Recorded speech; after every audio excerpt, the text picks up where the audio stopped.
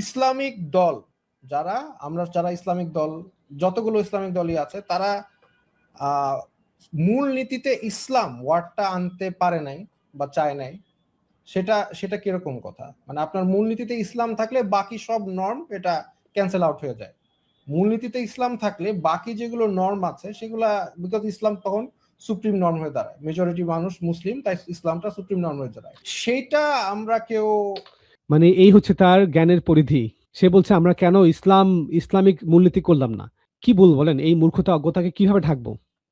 বাংলাদেশ একটা জাতি রাষ্ট্র। বাংলাদেশে বিভিন্ন ধর্মের মানুষ বসবাস করে, বিভিন্ন জাতি গোষ্ঠীর মানুষ বসবাস করে। এখানে সবাই ইনক্লুড। এটা জাতি রাষ্ট্র। এখানে আপনি সবার উপরে ইসলামী নীতি চাপাতে পারেন না। যদি বলেন যে আমরা এখন সব ধর্মের মানুষের উপরে ইসলামী নীতি চাপাবো ইসলাম নাম দিয়ে, এটা আপনি করতে পারেন না। তার একটা ভিডিও আছে, আমি দেখি এটা পরে ইনক্লুড করব। সে নিজে বলছে যদি আমি আমার ধর্ম মোতাবেক আমি আমার জীবন প্র্যাকটিস করতে না পারি, যদি আমার উপরে সেকুলারিজম চাপিয়ে দেওয়া হয়, তাহলে তো আমি সেকেন্ড ক্লাস নাগরিক হয়ে যাচ্ছি। ধর্মনিরপেক্ষতা মানে কি? ধর্মনিরপেক্ষতা শুনতে সুন্দর, আসলে তো আপনারা আমাকে দ্বিতীয় শ্রেণীর নাগরিক বানিয়ে ফেলছেন। ধর্মনিরপেক্ষতা আপনার আদর্শ, আপনার দর্শন আমার উপর চাপিয়ে দিয়ে। আসলে তো আপনারা আমাকে দ্বিতীয় শ্রেণীর নাগরিক বানিয়ে ফেলছেন। ধর্মনিরপেক্ষতা আপনার আদর্শ, আপনার দর্শন আমার উপর চাপিয়ে দিয়ে। ধর্মনিরপেক্ষতা মানে একটা, আমাদের শুনতে ভালো লাগলে আসল অর্থ হচ্ছে যে কোনো ধর্মের ভ্যালু বা নৈতিকতার মানদণ্ড আপনি মানতেছেন না, আপনারটা আমার। তো একইভাবে আসিফ ভাই, একইভাবে যদি আপনি এটা সংবিধানে ইনক্লুড করেন যে ইসলামের মূলনীতি সবাই মানতে বাধ্য থাকবে, একটা জাতি বাধ্য, রাষ্ট্র বাধ্য, দেশ বাধ্য, পার্টি বাধ্য, সবাই বাধ্য, তাহলে এখন যারা হিন্দু আছে, যারা খ্রিস্টান আছে, যারা বুদ্ধিস্ট আছে, অন্য ধরনের মানুষ আছে, ওরা তো সেকেন্ড ক্লাস নাগরিক হয়ে যাচ্ছে অ্যাকর্ডিং টু আসিফ মাহতাবের যুক্তি। কারণ সে নিজে একটা প্রোগ্রামে বলেছে যে যদি আমার উপরে সেকুলারিজম চাপিয়ে দেয়া হয় তাহলে আমি সেকেন্ড ক্লাস, দ্বিতীয় শ্রেণীর নাগরিক হয়ে যাই। তাহলে এখন যদি আমরা মুসলমানরা হিন্দুদের উপরে, খ্রিস্টানদের উপরে, বুদ্ধিস্টদের উপরে ইসলামিক নীতি চাপিয়ে দেই, তাহলে তারা দ্বিতীয় শ্রেণীর নাগরিক হয়ে যায় অ্যাকর্ডিং টু আসিফ মাহতাব। তার যে যুক্তি, তার তর্ক, তার বুদ্ধি, তার সংজ্ঞা অনুযায়ী। তো এখন সেকুলারিজম কি সবই খারাপ? সেকুলারিজমে সকল নাগরিকের সমান অধিকার আছে, সেকুলারিজমে মানবিক মর্যাদা আছে, সেকুলারিজমে ধর্মীয় স্বাধীনতা আছে, ধর্মীয় সম্প্রীতি আছে। তো এগুলা কি ইসলামের বিপক্ষে যায়? মানে সেকুলারিজমের সবকিছু কি ইসলামের বিপক্ষে? সবকিছু ইসলামের বিপক্ষে না। পার্টিকুলার কিছু বিষয় যেগুলো সেকুলারিজমে আছে সেগুলো ইসলামের বিপক্ষে, সব না। আপনারা যেটা সিদ্ধান্ত নেবেন সেটা আপনারা নিজেরাই সিদ্ধান্ত নেন। জি আসসালামু আলাইকুম। জি আসসালামু আলাইকুম। জি আসসালামু আলাইকুম। জি আসসালামু আলাইকুম। জি আসসালামু আলাইকুম। জি আসসালামু আলাইকুম।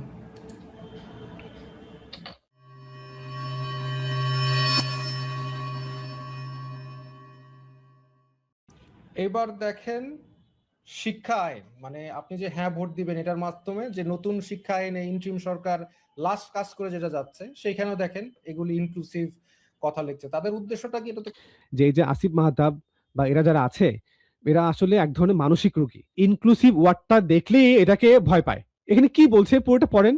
অন্তর্ভুক্তিমূলক মানে কি? ইনক্লুসিভনেস এটা মানে কি?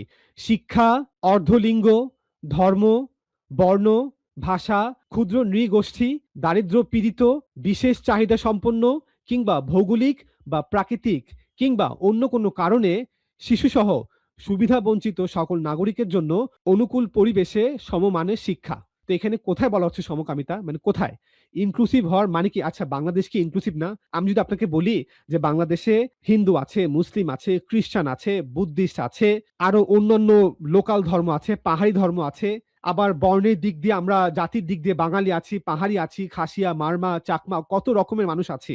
তো আমরা সবাই মিলে সবাইকে নিয়ে একটা রাষ্ট্র করব, অন্তর্ভুক্তিমূলক রাষ্ট্র করব। তো এখন আমি কি এটা বলতে পারি না ইনক্লুসিভ? মানে ইনক্লুসিভ ওয়ার্ডটা বললেই কি এখানে সমকামিতা চলে আসবে? কি মুশকিল! এটা তো এক ধরনের মানসিক রোগ। এখানে বারবার বলা হচ্ছে যে ইনক্লুসিভ মানে কি?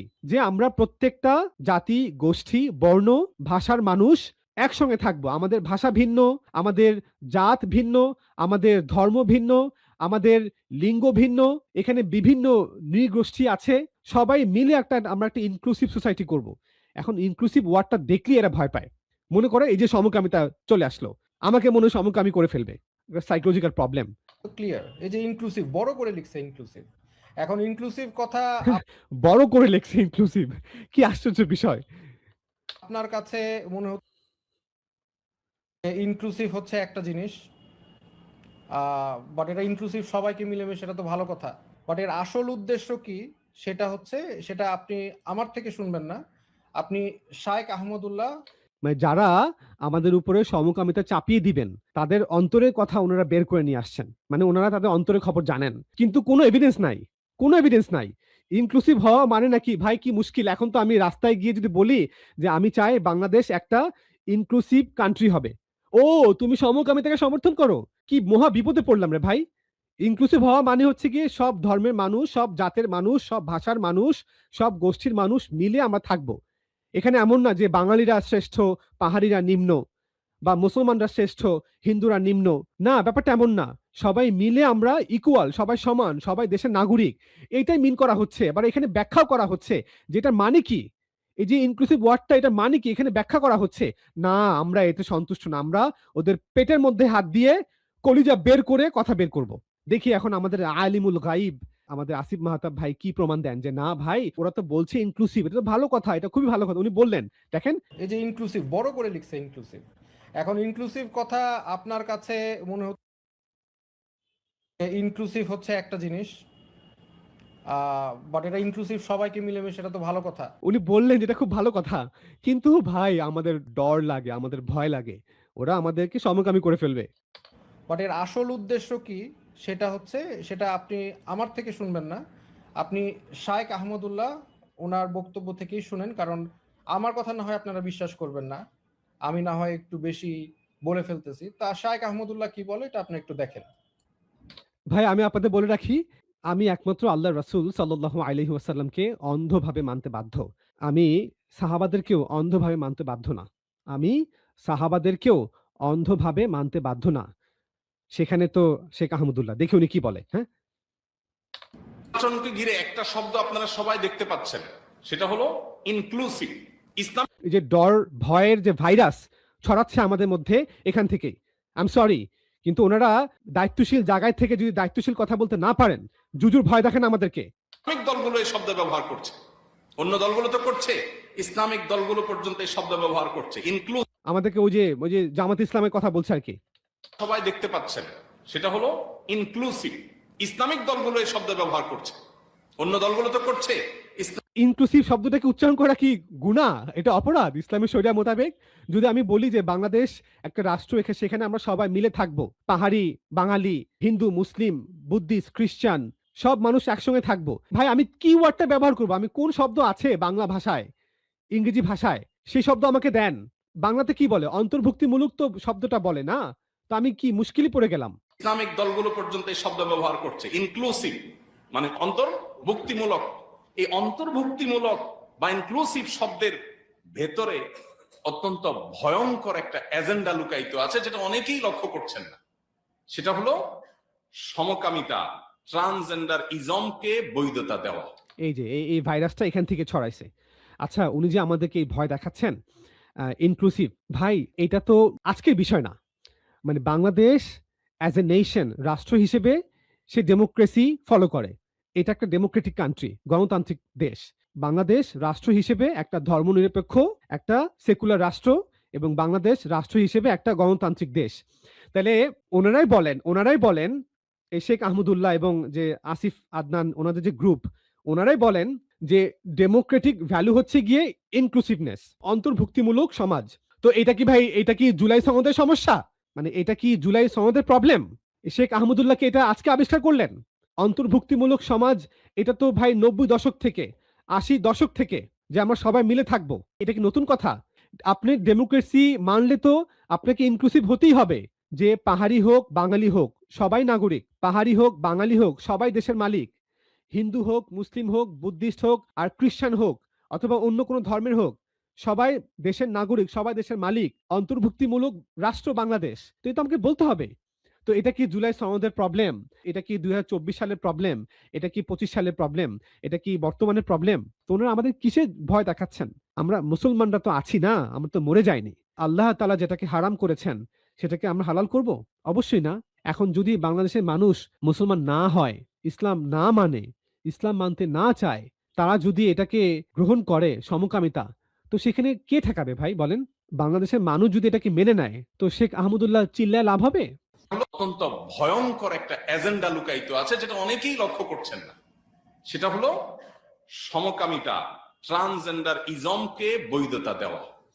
একটু আপনি গভীরে তাকালে, একটু ঘাটাঘাটি করলে আপনার কাছে স্পষ্ট হয়ে যাবে। শুনতে খুব ভালো শোনা যায়, অন্তর্ভুক্তিমূলক। অন্তর্ভুক্তি আমরা কে না চাই, সবাইকে নিয়ে সবাই চলতে চাই, শব্দটা ভালো, কিন্তু এটার মতলব বহু খারাপ। দেখেন কি মুশকিল, দেখেন একজন আলেম উনি আমাদের বলছেন এটা শুনতে ভালো, জিনিসটাও ভালো, মানছেন যে ইনক্লুসিভ ওয়ার্ডটা ঠিক আছে, এটার যে উদ্দেশ্য এটাও ঠিক আছে, সব মানুষ মিলেমিশে থাকবো, কিন্তু মতলব খারাপ। যেহেতু মতলব খারাপ, শেখ আহমদুল্লাহ আমি আপনাকে বলবো, যেহেতু মতলব খারাপ, তো আপনি দয়া করে আমাদেরকে মতলবটা বের করে দেখান না, অ্যাটলিস্ট সার্কামস্টেন্সিয়াল এভিডেন্স দেন। ওনারা কোনো প্রমাণ দিচ্ছেন না, ওয়ে দেখাচ্ছেন না যে কিভাবে এটা ইনক্লুসিভনেস, কিভাবে সমকামিতা পর্যন্ত পৌঁছায়, এটা ওনারা আমাদেরকে দেখাচ্ছেন না, খালি বলছেন আর জুজুর ভয় দেখাচ্ছেন। একটু ঘাটাঘাটি করলে আপনার কাছে স্পষ্ট হয়ে যাবে, শুনতে খুব ভালো শোনা যায়, অন্তর্ভুক্তিমূলক। অন্তর্ভুক্তি আমরা কে না চাই, সবাইকে নিয়ে সবাই চলতে চাই, শব্দটা ভালো, কিন্তু এটার মতলব বহু খারাপ। এটা নিয়ে আপনি যদি ঘাটাঘাটি করেন, আপনি দেখবেন পৃথিবীর যে সমস্ত দেশে ট্রান্সজেন্ডার মতবাদ, যে সমস্ত দেশে এই যে বিকৃত মানসিকতা এগুলো প্রবেশ করেছে, আইনের আকার পেয়েছে, রূপ পেয়েছে, এগুলোতে এই শব্দ আগে ঢুকেছে, তারপরে এটা হয়েছে। আপনি অ্যানালাইসিস করা লাগবে না, শুধুমাত্র অনলাইনে ঢুকলে একটু ঘাটলেই দেখতে পাবেন। যে মতলব খারাপ, প্রমাণ কি? যে পশ্চিমা বিশ্বে যারা এই সমস্ত কথা বলেছে, তারা প্রথমে অন্তর্ভুক্তিমূলক সমাজে কথা বলেছে, এবং এই কথা বলার কারণে নাকি এলজিবিটিকিউ প্রবেশ করেছে। মানে ওনারা কি, মানে ওনাদের মাথার মধ্যে কি বেসিক কমন সেন্স নাই? তাহলে এখন যদি আমেরিকা বলে যে আমরা অন্তর্ভুক্তিমূলক সমাজ চাই না, তাহলে কি করতে হবে? যারা বাঙালি আছে, আমেরিকান বাঙালি, American Indian, American Pakistani, American মুসলমান, আমেরিকান আরব, আমেরিকান এশিয়ান, চাইনিজ, সবাইকে বের করে দেওয়া লাগবে যে না, আমরা আমেরিকানরা অন্তর্ভুক্তিমূলক সমাজ রাষ্ট্র চাই না। তাহলে অন্তর্ভুক্তিমূলক হওয়া মানে কি সমকামী হওয়া? বাংলাদেশ কি অন্তর্ভুক্তিমূলক সমাজ না? মানে ওনারা কি হিস্ট্রি পড়েন নাই? যখন এই দেশ ভাগ হলো 47-এ, যখন ইস্ট ওয়েস্ট পাকিস্তান এবং ভারত, এই যে ভাগ হলো, দুইটা দেশ হলো, তখন পাকিস্তান এর মূলনীতি কি ছিল, ভারতের মূলনীতি কি ছিল? এটার ভিত্তি ছিল যে পাকিস্তানের মধ্যে যে হিন্দুরা আছে, পাকিস্তানের মধ্যে যে মুসলমানরা আছে, পাকিস্তানের মধ্যে যে খ্রিস্টানরা আছে, তারা প্রত্যেকে সমান নাগরিক, প্রত্যেকে পাকিস্তানের মালিক, অন্তর্ভুক্তিমূলক সমাজ। এটা ছিল 47 দেশভাগে। এবং যেই অ্যাক্টের আওতায়, ইন্ডিয়ান ইন্ডিপেন্ডেন্স অ্যাক্ট, যে অ্যাক্টের আওতায়, যে অ্যাক্ট ব্রিটেনের পার্লামেন্টে পাশ হয়েছে, এবং যে অ্যাক্টের আওতায় এই দেশ ভাগ হলো, ভারতবর্ষ ভাগ হলো, সেটার শর্তই ছিল এটা যে পাকিস্তানে, অর্থাৎ ইস্ট ওয়েস্ট পাকিস্তান, সেখানে মেজরিটি মুসলমান, কিন্তু জিন্না স্পষ্ট বলেছে, এবং পাকিস্তানের মূলনীতি এটাই, যে ইস্ট ওয়েস্ট পাকিস্তানে মুসলমানরা মেজরিটি, কিন্তু এখানে বসবাসরত হিন্দু খ্রিস্টানরা তারা প্রত্যেকে এই দেশের নাগরিক। এটা একটা অন্তর্ভুক্তিমূলক রাষ্ট্র। আবার একইভাবে ভারত, তার যে সংবিধান, এটা পড়েন আপনারা, সেখানে মূলনীতি এটাই যে ভারত এখানে অধিকাংশ হিন্দু, কিন্তু এখানে বসবাসরত মুসলমান, বসবাসরত খ্রিস্টান, সবাই এই দেশের নাগরিক, সমান মালিকানা, সমান নাগরিকত্ব, এবং এটা ইনক্লুসিভ রাষ্ট্র। এই যে ইনক্লুসিভ হওয়া, এটা কি আজকে হচ্ছে, এই 26 সালে এসে হচ্ছে, না এটা সেই 47-এ হয়েছে? মানে জিন্না, মুসলিম লীগ, তারা কি বলেছে যে পাকিস্তান যখন রাষ্ট্র হবে তখন মুসলমানরা হবে প্রথম শ্রেণীর নাগরিক, আর হিন্দু খ্রিস্টান তারা হবে দ্বিতীয় শ্রেণীর নাগরিক, মালিক হবে মুসলমানরা, আর ভাড়াটিয়া হবে হিন্দু খ্রিস্টানরা? এটা ওনারা বলেছে না। একইভাবে ভারতও, ভারত যখন স্বাধীন হয় 47-এ, তখন ভারত কি বলেছে যে হিন্দুরা হবে প্রথম শ্রেণীর নাগরিক, এবং ভারতের মুসলমানরা, খ্রিস্টানরা, বুদ্ধিস্টরা তারা হবে দ্বিতীয় শ্রেণীর নাগরিক, ভারতের মালিক হবে হিন্দুরা, এবং ভারতের ভাড়াটিয়া হবে মুসলমানরা, খ্রিস্টানরা, বুদ্ধিস্টরা? না, মুসলিম লীগ এবং কংগ্রেস উভয়ই বলেছে যে আমাদের দেশের সংখ্যালঘুরা তারা ইকুয়াল রাইটস রাখবে, তারা ইকুয়াল সিটিজেন হবে, এখানে কোনো প্রথম শ্রেণী দ্বিতীয় শ্রেণী হবে না। তো এইটাই তো ইনক্লুসিভ।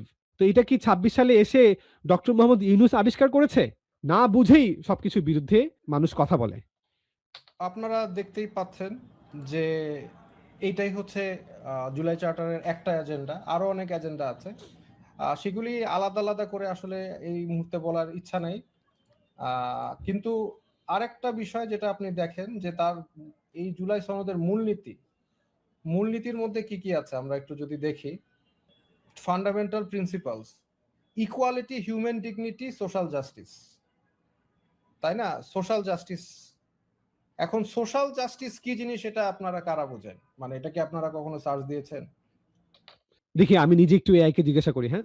গুগল জেমিনাইকে জিজ্ঞাসা করলাম সোশ্যাল জাস্টিস কি? সহজ কথায় সোশ্যাল জাস্টিস বা সামাজিক ন্যায় বিচার হলো সমাজের প্রতিটি মানুষের জন্য সমান অধিকার, সমান সুযোগ এবং মর্যাদা নিশ্চিত করার একটি ধারণা।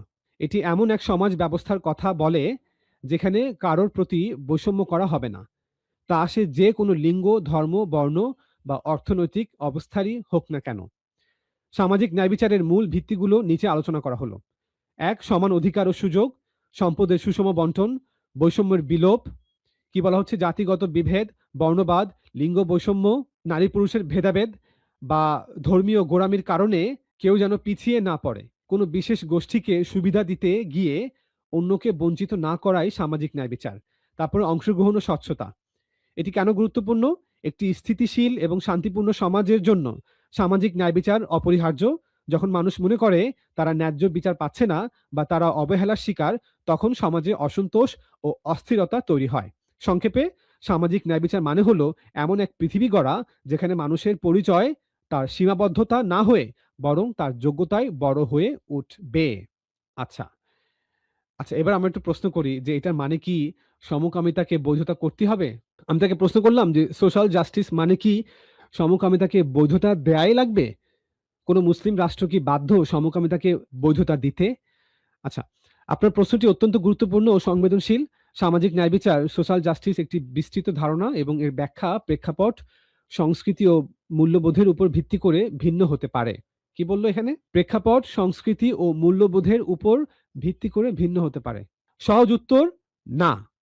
সামাজিক ন্যায় বিচার মানেই, সোশ্যাল জাস্টিস মানেই সমকামিতাকে বৈধতা দেওয়া এমন কোনো চিরন্তন বা একমাত্র সংজ্ঞা নেই। তবে আন্তর্জাতিক মানবাধিকার সংস্থা এবং পশ্চিমা দেশগুলো যেভাবে সামাজিক ন্যায় বিচারকে সংজ্ঞায়িত করে, সেখানে তারা ব্যক্তিগত স্বাধীনতা ও সমকামিতার অধিকারকে অন্তর্ভুক্ত করে। এটা কারা করে? এটা হচ্ছে গিয়ে আন্তর্জাতিক মানবাধিকার সংস্থা এবং পশ্চিমা দেশগুলো। আচ্ছা, নিচে বিষয়টি পরিষ্কার করার জন্য কিছু পয়েন্ট দেওয়া হলো। সামাজিক ন্যায় বিচার বনাম পশ্চিমা উদারতাবাদ। সামাজিক ন্যায় বিচার মূলত সব মানুষের জন্য ইনসাফ বা ন্যায় বিচার নিশ্চিত করার কথা বলে, কিন্তু এই ন্যায় বিচার কিসে হবে তা নিয়ে দ্বিমত আছে। পশ্চিমা দৃষ্টিভঙ্গি কি? তারা মনে করে ব্যক্তিগত পছন্দ অপছন্দ এবং যৌন অভিমুখিতা মানুষের মৌলিক অধিকার, তাই তাদের মতে এটি নিশ্চিত করা সামাজিক ন্যায় বিচারের অংশ। আচ্ছা, এবার ইসলামী বা রক্ষণশীল দৃষ্টিভঙ্গি। এখানে ন্যায় বিচার মানে হলো আল্লাহর বিধান অনুযায়ী সমাজের সবার অধিকার, যেমন অন্ন, বস্ত্র, শিক্ষা, আইনি নিরাপত্তা নিশ্চিত করা। অনেক সংস্কৃতি মনে করে নৈতিকতা রক্ষা করাও সামাজিক ন্যায় বিচারের অংশ। অর্থাৎ যদি কেউ মনে করে যে সমাজ যদি সমকামিতাকে প্রমোট করে, সমাজ নষ্ট হয়ে যাবে, সমাজ বিকৃত হবে, তাহলে এইটা একটা নৈতিক মূল্যবোধ ওই সমাজের। তাহলে যদি তারা এটাকে রক্ষা করতে চায়, তাহলে এইটাও সামাজিক ন্যায় বিচার হবে। আচ্ছা, মুসলিম রাষ্ট্রগুলো কি বাধ্য? আন্তর্জাতিক আইন বা রাজনীতির প্রেক্ষাপটে উত্তরটি কিছুটা জটিল। আইনিভাবে কি? কোনো মুসলিম রাষ্ট্রই সমকামিতাকে বৈধতা দিতে বাধ্য নয়, হোক সে গণতান্ত্রিক, হোক সে ধর্মনিরপেক্ষ, কিন্তু সে সমকামিতাকে বৈধতা দিতে বাধ্য নয়। প্রতিটি রাষ্ট্রের সার্বভৌম অধিকার রয়েছে যে রাষ্ট্র কি করবে, এটা তার অধিকার। তাদের নিজস্ব ধর্মীয়, সামাজিক এবং সাংস্কৃতিক মূল্যবোধ অনুযায়ী আইন তৈরি করার অধিকার প্রত্যেকটা রাষ্ট্রের আছে। আন্তর্জাতিক চাপ কি? জাতিসংঘ বা বিভিন্ন মানবাধিকার সংস্থা অনেক সময় মুসলিম দেশগুলোকে তাদের আইন পরিবর্তনের জন্য চাপ দেয় বা সুপারিশ করে, কিন্তু কোনো রাষ্ট্র যদি সেই চুক্তিতে স্বাক্ষর না করে বা রিজার্ভেশন সংরক্ষণ রাখে যে আমি চুক্তিতে স্বাক্ষর করলাম কিন্তু এই বিষয়ে আমি একমত না, এই বিষয়ে আমি ভিন্নতা রাখলাম, এটা করতে আমি বাধ্য না। যেমন আমি বললাম ওই যে ওপেন গভর্নমেন্ট পার্টনারশিপ, সেখানে অনেক দেশ স্বাক্ষর করেছে, কিন্তু তারা এটাও বলেছে আমরা কিন্তু সমকামিতাকে বৈধতা দিব না। তো তারা এই এক্সেপশনটাকে রেখে, ব্যতিক্রমটাকে রেখেই তারা ওপেন গভর্নমেন্ট পার্টনারশিপের মেম্বার সদস্য হয়েছে। তো সেম একইভাবে আমরা যে কোনো চুক্তিতে স্বাক্ষর করতে পারবো যদি আমরা আগেই বলে রাখি যে আমরা কিন্তু এই বিষয়টাকে অ্যাকসেপ্ট করি না, তবে তাকে সরাসরি বাধ্য করার কোনো আইনি পথ নেই। সমতা বনাম নৈতিকতা। মুসলিম দেশগুলোর জন্য সামাজিক ন্যায় বিচারের অগ্রাধিকার সাধারণত ভিন্ন হয়। দারিদ্র্য দূরীকরণ, আইনের শাসন প্রতিষ্ঠা করা, শিক্ষা ও স্বাস্থ্যের অধিকার নিশ্চিত করা, দুর্নীতি রোধ করা। মুসলিম দেশগুলোর যুক্তি হলো সামাজিক ন্যায় বিচার মানে এই নয় যে এমন কিছু করতে হবে যা তাদের ধর্মীয় ও সামাজিক কাঠামোর পরিপন্থী। ধর্মীয় প্লাস সামাজিক। আচ্ছা, অধিকাংশ মুসলিম প্রধান রাষ্ট্র সমকামিতাকে তাদের ধর্মীয় এবং পারিবারিক কাঠামোর জন্য হুমকি স্বরূপ মনে করে। তাই তারা সামাজিক ন্যায় বিচার বলতে নাগরিকের অন্ন, বস্ত্র, বাসস্থান এবং আইনি নিরাপত্তার সমান অধিকারকে বোঝায়, পশ্চিমা লিবারেল মূল্যবোধকে নয়। সার কথা, সামাজিক ন্যায় বিচার একটি বিশাল ছাতা যার নিচে বিভিন্ন দেশ তাদের নিজস্ব সংস্কৃতি অনুযায়ী অধিকারগুলোকে সাজায়। সমকামিতা এর কোনো বাধ্যবাধকতামূলক অংশ নয় যা সব দেশকেই মেনে নিতে হবে। সো সোশ্যাল জাস্টিস, ন্যায় বিচার মানে সমকামিতা পর্যন্ত পৌঁছানো। এক বিশাল মুশকিলে পড়লাম আমরা এদেরকে নিয়ে। শেখ আহমদুল্লাহ হোক, আর আসিফ আদনান হোক, আর আরেফিন হোক, আসিফ মাহতাব, যেই হোক, বড় মুসিবতে পড়লাম আমরা। মানে সোশ্যাল জাস্টিস কি, মানে এটা আবার কি জিনিস? হিউম্যান ডিগনিটি কি জিনিস, মানব, এগুলো প্রত্যেকটা কথাই সুন্দর, বুঝছেন না? এবং সেকুলারিজম যখন আপনাকে ৭১-এর পরে আপনাকে বলছে সেকুলারিজম, আপনি মনে করছেন সেকুলারিজম মানে ধর্মনিরপেক্ষতা। তাহলে ৭১ পর থেকে আমরা জানি যে ৪ মূলনীতি ছিল। ৭১ সংবিধানের, ৭২ সংবিধানে যে ৪ মূলনীতি, এটার মধ্যে একটা ছিল ধর্মনিরপেক্ষতা। তাহলে এখন বাংলাদেশ সেই কবে ধর্মনিরপেক্ষ হয়েছে? বুড়া হয়ে গেছে বাংলাদেশ, তাই না? ৫৪, ৫৫, ৫৬ বছর হয়ে গেল। ৫৬ বছর একটা রাষ্ট্র, সে তার জন্মের প্রথম দিন থেকে বলছে যে আমরা হচ্ছে গিয়ে ধর্মনিরপেক্ষ। তো সেখানে কি সমকামিতা বৈধতা পেয়েছে বলেন? তাহলে এখন আপনি বলেন, আপনারা বলেন, ধর্মনিরপেক্ষতা এটা বড় নাকি ওপেন গভর্নমেন্ট পার্টনারশিপ এটা বড়? তাহলে আমরা ধর্মনিরপেক্ষ হয়েও তো সমকামিতাকে বৈধতা দেইনি।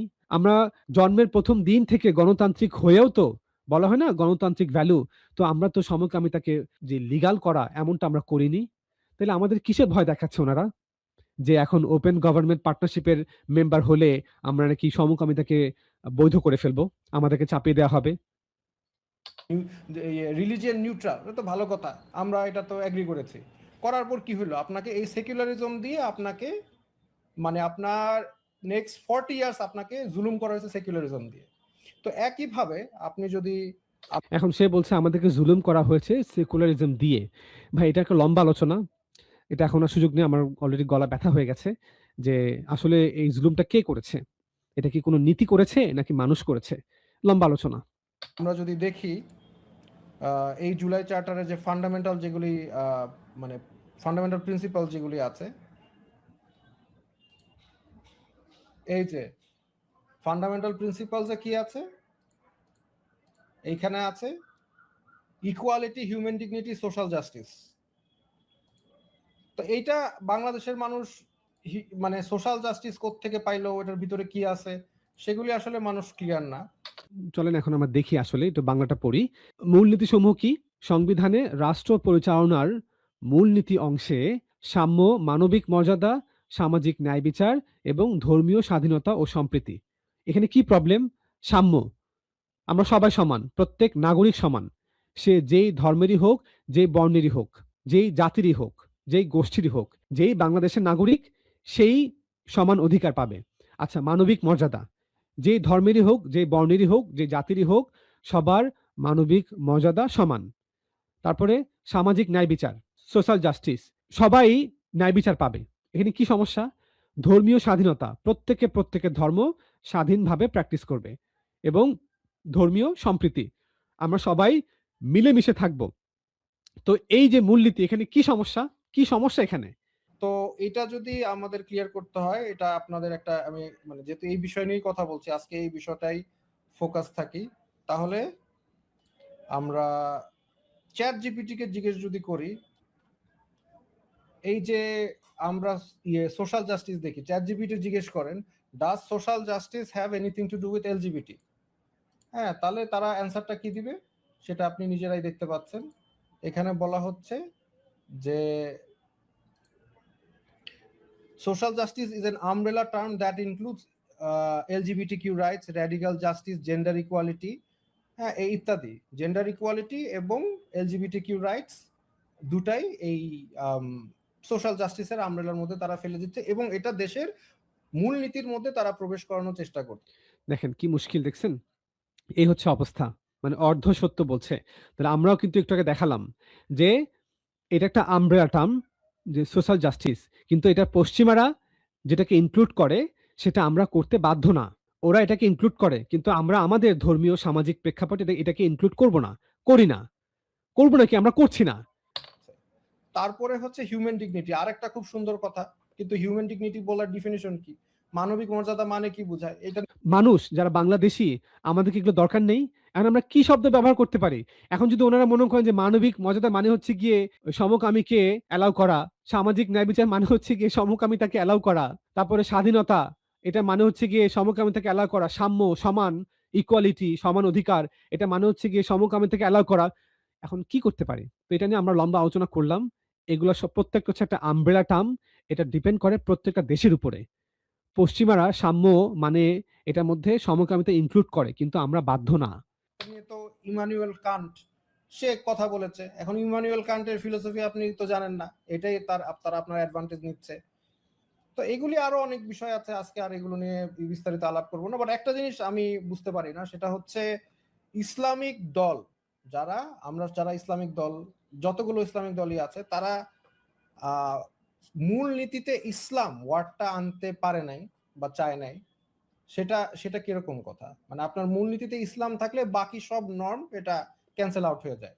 মূলনীতিতে ইসলাম থাকলে বাকি যেগুলো নর্ম আছে সেগুলা, বিকজ ইসলাম তখন সুপ্রিম নর্ম হয়ে দাঁড়ায়, মেজরিটি মানুষ মুসলিম, তাই ইসলামটা সুপ্রিম নর্ম হয়ে দাঁড়ায়। এখানে সেইটা আমরা কেউ মানে এই হচ্ছে তার জ্ঞানের পরিধি। সে বলছে আমরা কেন ইসলামিক মূলনীতি করলাম না। কি বলবো বলেন, এই মূর্খতা অজ্ঞতাকে কিভাবে ঢাকবো? বাংলাদেশ একটা জাতি রাষ্ট্র।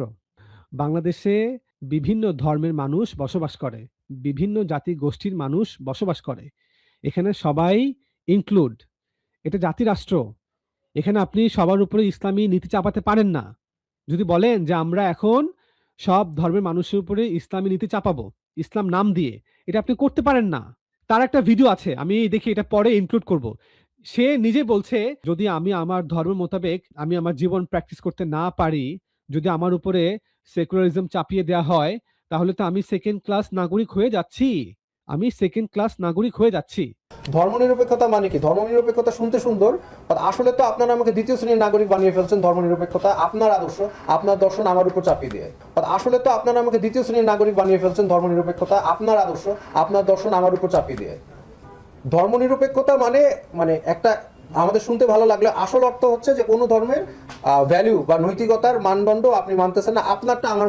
তো একইভাবে আসিফ ভাই, একইভাবে যদি আপনি এটা সংবিধানে ইনক্লুড করেন যে ইসলামের মূলনীতি সবাই মানতে বাধ্য থাকবে, একটা জাতি বাধ্য, রাষ্ট্র বাধ্য, দেশ বাধ্য, পার্টি বাধ্য, সবাই বাধ্য, তাহলে এখন যারা হিন্দু আছে, যারা খ্রিস্টান আছে, যারা বুদ্ধিস্ট আছে, অন্য ধর্মের মানুষ আছে, ওরা তো সেকেন্ড ক্লাস নাগরিক হয়ে যাচ্ছে অ্যাকর্ডিং টু আসিফ মাহতাবের যুক্তি।